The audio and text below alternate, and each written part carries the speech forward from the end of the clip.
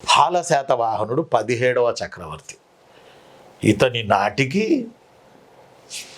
ఎవరు వాళ్ళు? శకులు, చస్తనుడు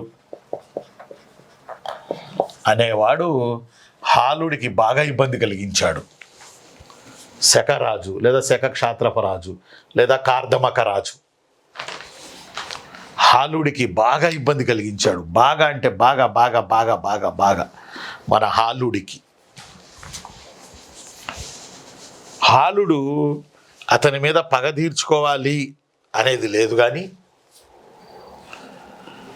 ఇతని పనులేవో ఏవో చేసుకుంటూ వెళ్తూ మహారాష్ట్రను ఇంచుమించుగా శకులకి అప్పజెప్పేశాడు.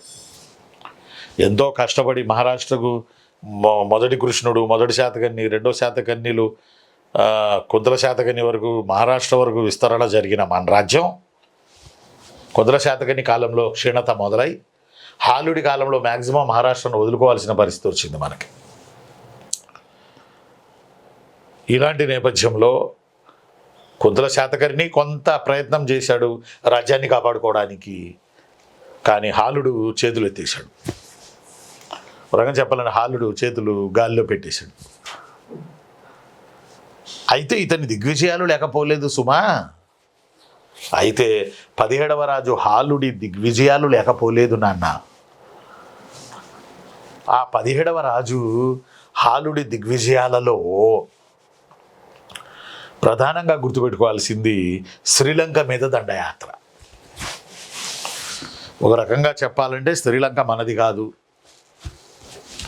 హాలుడి యొక్క దండయాత్రల్లో ముఖ్యమైనది ఒక మాట చెప్పాలంటే ఇతగాడు శ్రీలంక మీద దండయాత్ర చేశాడు.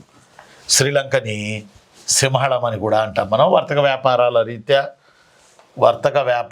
రీత్యా శ్రీలంక మీద